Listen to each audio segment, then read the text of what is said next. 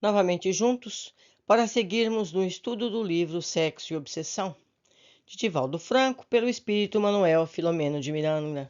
Temos hoje um capítulo muito longo. Por ser muito complicado partir em duas leituras, cortando a leitura no momento de decisão, eu deixo para que cada um interrompa a leitura quando for conveniente e retome também quando for de sua conveniência. Ok? Me perdoem pela extensão do arquivo. Continuando. Capítulo 6. Socorros espirituais. Trêmula e perplexa, a diretora do educandário conduziu a criança, que de nada se apercebera, à sua sala, derreando-se na cadeira enquanto tentava coordenar as ideias. Era a primeira vez que se deparava com algo tão estarrecedor e debatia-se em rude confusão mental, por não saber qual atitude é correta a tomar. Jamais poderia ocorrer-lhe um pensamento que o jovem sacerdote fora capaz de algo tão inditoso e cruel. Nesse estado de espírito, vinculada à religião dominante, apesar do choque sofrido, buscou sabiamente o concurso da oração silenciosa, a fim de ser inspirada enquanto o menino aguardava instruções. Nesse comenos, utilizando-se da natural concentração da senhora, Dilermando envolveu-a com fluidos refazentes e calmantes, asserenando-a, inspirando-a a comportamento de equilíbrio, já que um escândalo em nada auxiliaria a escola e quase vítima aos demais alunos, aos seus familiares. A mídia insensata, que se compraz em escabrosidades, logo se envolveria, tornando o fato isolado uma tragédia generalizada, criando situações muito embaraçosas para todos. Assim, quando as ideias se lhe aclararam, ela solicitou a um auxiliar conduzir o menino à sua sala, diluindo a gravidade da ocorrência que não deveria tomar dimensões maiores do que as reais. Nada obstante, o conflito permaneceu-lhe na mente, considerando a alta responsabilidade que lhe pesava sobre os ombros. Durante as horas que se passaram, interrogava-se interiormente. Ter-se-ia equivocado ou chegado a uma conclusão por demais apressada? E se realmente o gesto de carícia do sacerdote não passasse de uma atitude de enternecimento sem máculas nem intenções mórbidas? Invariavelmente, as pessoas sempre analisam a conduta das outras conforme as suas possibilidades e os seus padrões de comportamento, transferindo ou não para as demais suas culpas, suas inquietações, seus valores éticos.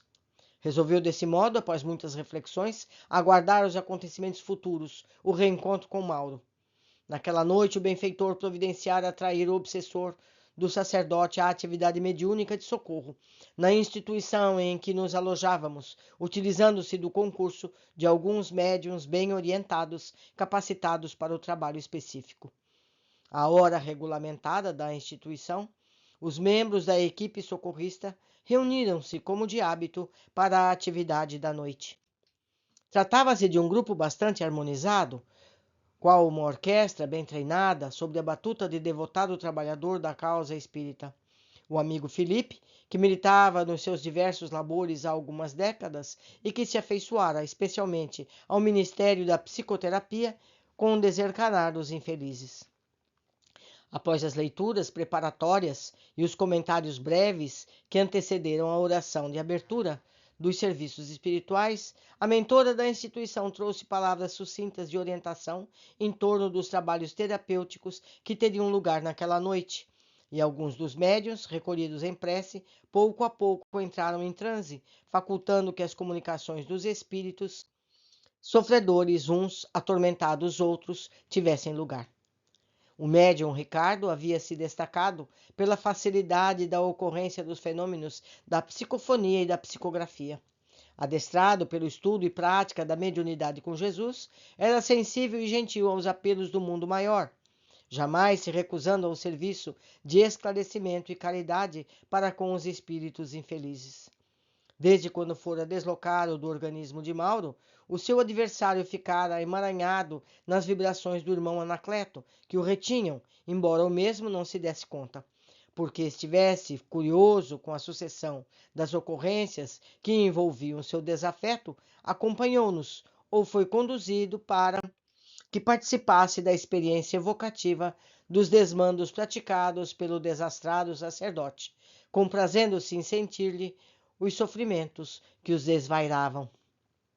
Planejada a ação do bem, o servidor de Jesus concentrou-se fortemente no desditado espiritual e trouxe-o, face à imantação psíquica do reduto da caridade evangélica, aproximando-o do médium Ricardo, que lhe pressentiu a vibração, deixando-se incorporar, embora o visitante não o desejasse.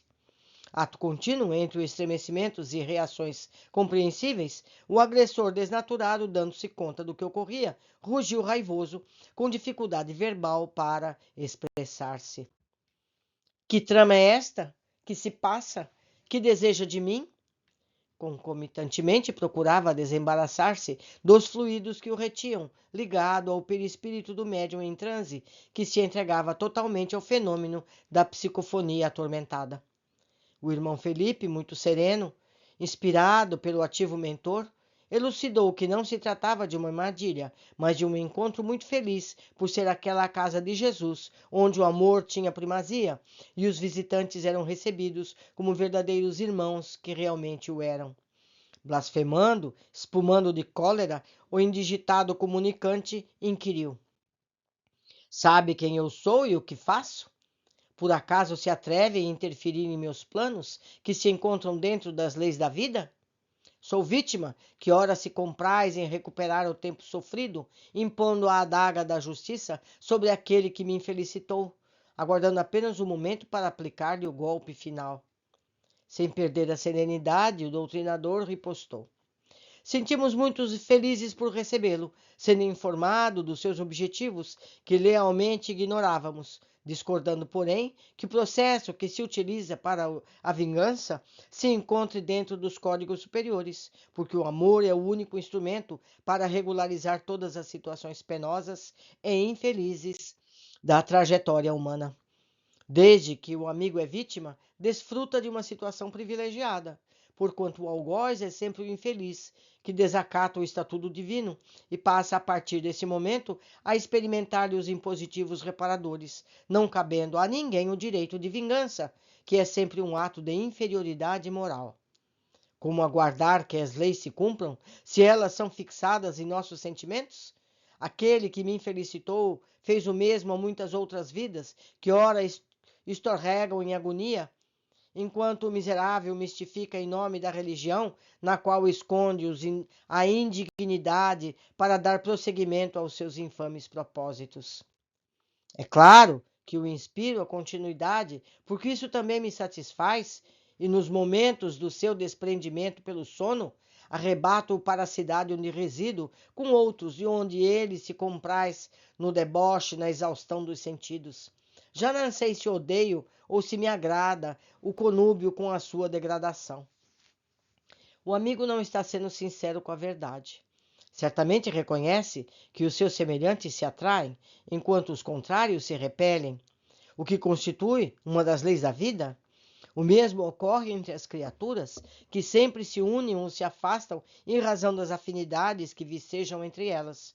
Se o amigo irmão tem tal postura ante a sua vítima, é porque a sua não é uma situação diferente da que ele mantém. Quando a levá-lo para o lugar em que se refugia, o fato ocorre em razão da mente distorcida e vulgar que o outro cultiva, preservando a morbidez e a intemperança, sem o que lhe seria totalmente inviável o êxito do que pretende. O certo é que o matarei, se não de imediato, ao primeiro ensejo, disparou feroz. Desde o primeiro momento, quando o encontro com o perverso inimigo de Mauro chamou-me a atenção as suas faces deformadas, o conjunto de aberrações expostas e o aspecto de lesma disforme, viscoso e tresandando odores pútridos. Imantado fortemente ao perispírito do médium sensível, mais se podiam perceber os detalhes da deformação que lhe tomara o ser ante os desmandos e práticas absurdas a que se entregava. O seu psiquismo, concentrado nas funções sexuais, servis, havia criado a sua estrutura perispiritual uma forma degenerada que traduzia os seus conflitos e torpezas. sentindo-se fortemente aprisionado nos tecidos vigorosos do corpo perispiritual do sensitivo, blasfonou. Aqui me encontro porque quero, podendo retirar-me no momento em que me compraz. Não duvido, concordou Felipe. Apesar disso, a sua visita tem um fim, um propósito muito elevado. Trata-se da sua felicidade, que vem postergando ao longo do tempo, cada dia mais desnaturado e sofredor. Está equivocado, respondeu com sonora gargalhada. A felicidade em mim é o prazer que desfruto das atividades sexuais com parceiros humanos, adultos e especialmente crianças, que muito me agradam. Para tanto, disponho de um instrumento perfeito que se oculta no disfarce da religião, da educação, para dispor mais variado estoque de comparsas, alongando-me pelas sensações exuberantes que fruo na comunidade onde vivo, ditoso. Todo esse prazer e felicidade são fictícios, porque se trata de uma ilusão a que o amigo se impõe e que, mediante ideoplastia, muito bem elaborada, experimenta como fixações que lhe ficaram no corpo físico. Hoje, um monte de ossos e pó que o tempo transformou. O mesmo ocorrerá, se é que não vem sucedendo, com as suas atuais aspirações e gozos. O espírito não necessita dos envolvimentos materiais para alcançar a felicidade. Quando assim ocorre, ele mesmo se equivoca, mantendo toda uma estrutura de quimeras e absurdos com os quais se auto-hipnotiza, vivenciando aquilo que não mais pode ocorrer.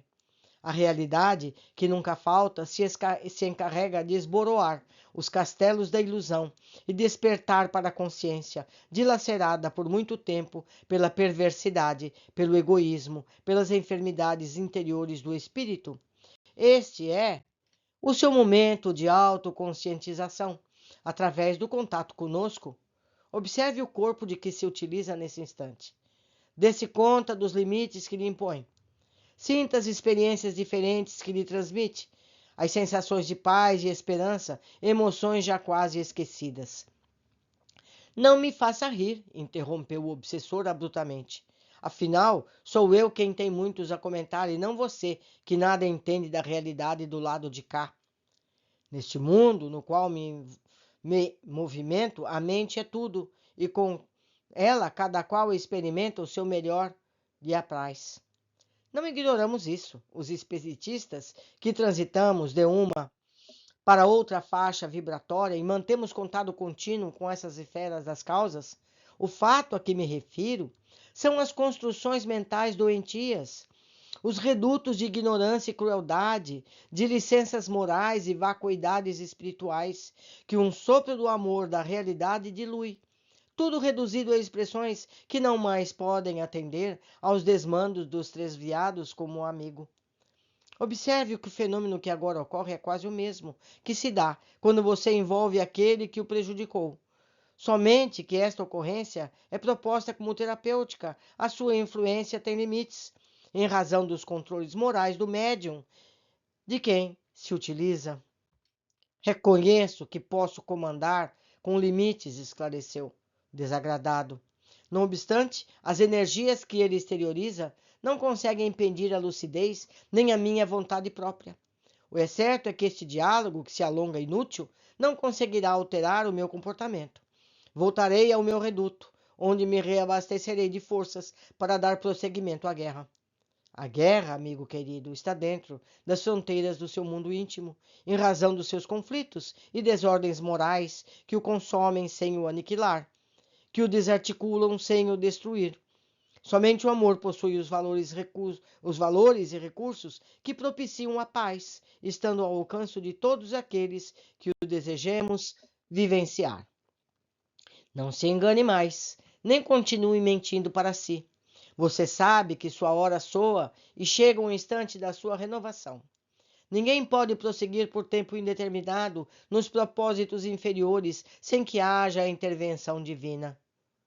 Totalmente envolvido pelos fluidos do médium, pelas vibrações emanadas do mentor Anacleto, o inditoso começou a blasfemar e a repetir ameaças que faria estremecer até mesmo estruturas emocionais mais resistentes.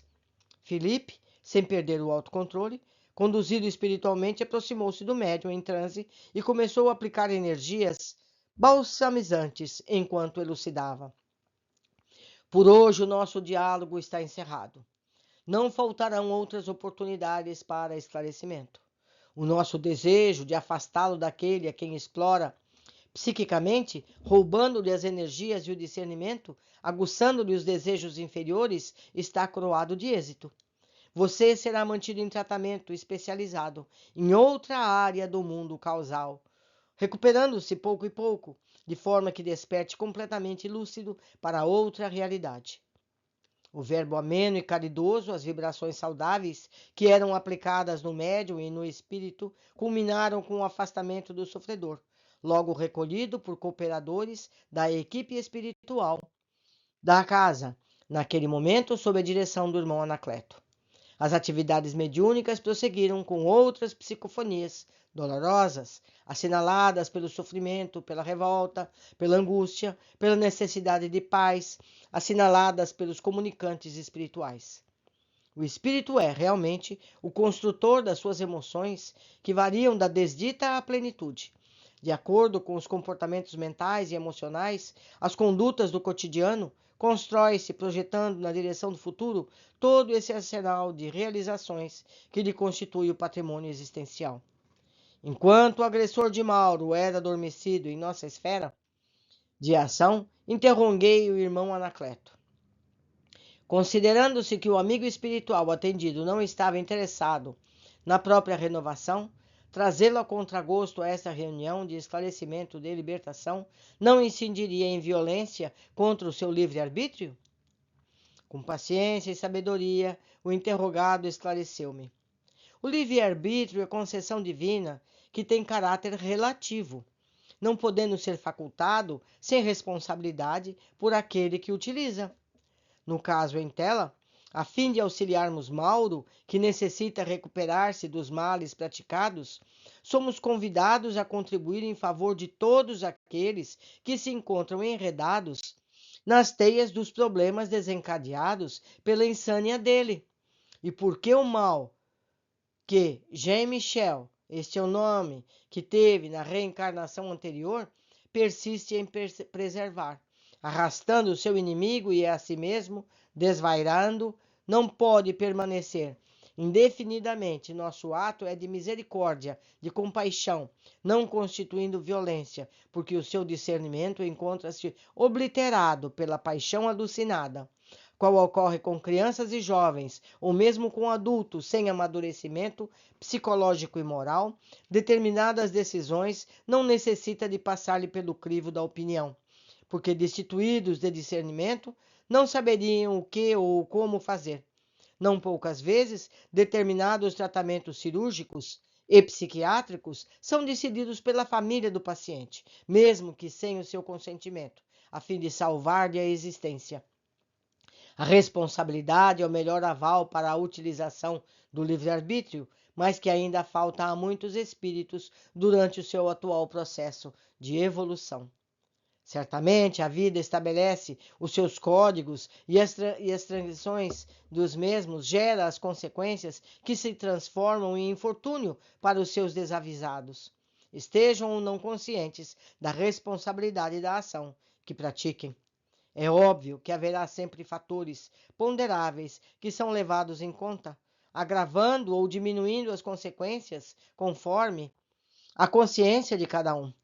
A movimentação espiritual era muito grande na sala, relativamente exígua no seu espaço físico, e paredes, no entanto, haviam desaparecido e o ambiente alargava-se além dos limites estabelecidos pela construção material. Os pais aflitos, já desencarnados, traziam solicitações de socorro aos filhos rebeldes e ingratos que ficavam na terra, rogando amparo e libertação das entidades inferiores com as quais se compraziam. Esposos saudosos imploravam ajuda e oportunidade para enviarem notícias aos parceiros que ficaram no mundo. Amigos ansiosos requeriam o concurso dos benfeitores em favor dos companheiros da experiência carnal.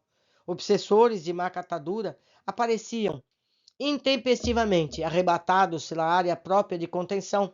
Tudo, porém, supervisionado pela mentora da casa, assessorada por um grupo de especialistas em socorro espiritual, que se movimentavam com discrição e ordem, preservando o ambiente psíquico. Sobre a mesa mediúnica, uma faixa de luz diamantina descia da ignorada região, envolvendo todos aqueles que ali encontravam no ministério socorrista. Vibrações vigorosas vinculavam uns aos outros trabalhadores, formando um círculo luminoso que os mantinha em equilíbrio. Na assistência, fora da mesa onde se dava a maioria das comunicações, círculos de luz variavam de tonalidade conforme a emissão de onda de cada pessoa, concentrada ou não, vibrando em uníssono com os espíritos trabalhadores, o que, por uma circunstância qualquer, se distanciava do local através do pensamento indisciplinado, ali permanecendo fixado as impressões que lhe eram familiares, nas quais se comprazia, porém, sem nenhuma luminosidade. Aparentemente encontrava-se deslocada das correntes de energia que a todos uma numa vibrante e harmoniosa, sem que todavia se encontrasse a míngua de proteção em relação aos seus inimigos pessoais. Uma reunião mediúnica de qualquer natureza é sempre uma realização nobre em oficina de ação conjugada, na qual os seus membros se harmonizam e se interligam a benefício dos resultados que se persegue, quais sejam a facilidade para as comunicações espirituais, o socorro aos aflitos de ambos os planos da vida, a educação dos desorientados, as terapias especiais que são aplicadas e naquelas de desobsessão, face à maior gravidade do cometimento, transforma-se em clínica de saúde mental especializada, na qual cirurgias delicadas são desenvolvidas nos perispíritos dos encarnados, assim como nos liberados do corpo, mediante processos muito cuidadosos, que exigem equipe eficiente no que diz respeito ao conjunto de cooperadores do mundo físico. Acercando-se o momento do encerramento das atividades da noite, após a aplicação de passes coletivos nos médiuns de demais membros do grupo, dispersão das energias condensadas que haviam ficado como sequelas das comunicações e mesmo da psicosfera produzida pelos mais infelizes, o irmão Anacleto foi convidado a transmitir a mensagem final de encorajamento e de iluminação a todos os presentes, por solicitação da diretora espiritual. Orando silenciosamente para o cometimento, o amigo tomou os recursos psicofônicos de Ricardo, que se iluminou, exteriorizando peculiar claridade nos chakras coronário e cerebral, em tonalidade violácea prateada, que lhe tomava todo o sistema endócrino, partindo da glândula pineal, verdadeiro fulcro de luz, percorrendo todas as demais, como predominância nas do aparelho genésico, que emitia radiações poderosas, sustentando a bomba cardíaca, os pulmões, os rins e todo o organismo. O médium apresentava-se transfigurado, com a face em delicado sorriso e em serenidade, facultando que o pensamento do comunicante fosse decodificado pelo seu cérebro, transformado em palavras. Amigos e irmãos, começou o nobre espírito, prossiga a paz de Jesus em nossos corações. O amor que flui de nosso Pai jamais cessa. Expressando-se de mil formas, alcança todas as manifestações da sua vontade materializada no universo. Vibrando nas micropartículas e mantendo o cosmos, mantém a ordem e o equilíbrio das moléculas das esferas que pulsam além da nossa imaginação. Entre nós, manifesta-se como dever em relação ao nosso próximo, após a própria transformação moral para melhor. Sem essa renovação interior, muito dificilmente alcança outros corações, exteriorizando-se como forma de construir a alegria em outras vidas, para tornar o mundo melhor e as criaturas menos sofridas. É o alimento das almas, sem o qual todas pereceriam. Extrapola a dimensão do mundo físico, agiganta-se além da organização material, abrangendo os espaços siderais onde são edificados os ninhos espirituais, as mansões da felicidade, descendo aos paus da miséria moral, da vergonha, dos antros de devassidão e de perversidade. Luz e soberano em todo lugar, vige como força que conduz à meta da felicidade. Nada obstante, o egoísmo humano engendra a rebeldia e a ignorância das leis, proclamando a vigência do ódio, que é apenas doença da alma, produzindo alucinações e desaires. atos irrefletidos, comportamentos desastrosos, ações perversas que são frutos espúrios da ignorância e do egotismo. Enfrentam os espíritos que se alucinam, enfermam os espíritos que se alucinam, convidando-os a revides e a desestruturadas vinganças, aos disparates da revolta que consumam em atitudes de perseguição e insânia, perdendo o tempo e a oportunidade de serem plenos.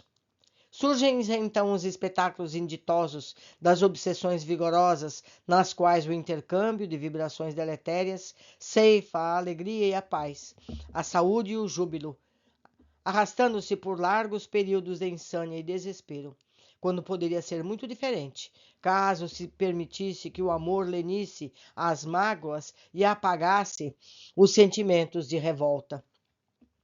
E vemos a multidão aturdida, sobrecarregada pelo peso das alienações espirituais, de simples como de complexo conteúdo psicopatológico. Por outro lado, esses processos de orgulho, de presunção, desencadeiam transtornos emocionais e psíquicos que se convertem em enfermidades dilaceradoras, cruéis, transformando o planeta em um grande hospital, quando a sua é a função de escola para a educação, para a reeducação, reduto de crescimento íntimo e de iluminação interior. Dessa forma, campeiam as obsessões espirituais e físicas, os dislates dos sentimentos, os ódios em guerras sórdidas de uns contra os outros, quando se deveria elaborar para que ocorresse a união de uns com os outros, conforme a recomendação do Príncipe da Paz, que é Jesus Cristo. Apesar disso, o Consolador chegou à Terra, a fim de auxiliar o ser humano na sua recuperação, influenciando-lhe a conduta, oferecendo-lhe a visão da realidade que outrora não tinha como entender, por faltarem os recursos valiosos da ciência e da tecnologia, do pensamento e da razão. Levanta-se agora a cortina que impedia a visão do mundo espiritual, e constata-se a grande realidade da vida em outra dimensão, de onde todos procedemos e para onde todos retornamos. Com o seu advento, os espíritos do bem vêm conclavar-vos à concórdia, à compaixão, à caridade, ao culto dos deveres. Não tergiverseis, nem temais nunca, pois que o Senhor da vida está convosco, conduzindo-vos em segurança ao seu aprisco. Distendei as mãos caridosas a todos, particularmente aos irmãos da erraticidade inferior, que constituem a multidão dos equivocados e infelizes que se encontram na psicosfera do planeta e logo mais estarão de retorno, caminhando no corpo físico com as massas no rumo do porvir. Ajudai-os, auxiliando o vosso caminho mais próximo ao lar, no trabalho, nas ruas, nas comunidades. O bem começa no lar, expande-se em catadupas de luz, rompendo o grande noite que predomina no mundo atormentado dos nossos dias. Vivei conforme os ditames do Evangelho de Jesus, caindo e levantando-vos, errando menos, acertando o passo com amor, a fim de tornardes as vossas existências um pomar de bênçãos e a vossa estrada assinalada por marcas de segurança, apontando o rumo de plenitude. Tende paciência ante as injunções dolorosas, confiai no amanhã. Realizai o melhor agora, e aquilo que não possa ser executado no momento, aguardai um instante propício no futuro, que alcançareis. Agradecendo-vos a cooperação fraternal em favor dos irmãos atormentados que se encontram na retaguarda do processo da evolução, exoro as bênçãos de Deus para todos nós. Afetuosamente, vosso amigo e irmão Anacleto. Pairavam no ar doces vibrações de paz. Muitos de nós, de ambos os lados da vida, tínhamos lágrimas de justa emoção que escorriam suavemente pela face em forma de gratidão ao Pai e ao querido benfeitor. Ante o magnificente espetáculo de luzes espirituais que penetravam todos os presentes, a reunião foi encerrada como consentida oração de graças proferida pelo irmão Felipe. Concluímos, meus amigos, mais um capítulo, este um pouco mais brando, que nos deu forças para superar os capítulos anteriores, tão difíceis de serem lidos. Hoje ficamos por aqui, aguardo todos na sequência de nosso estudo.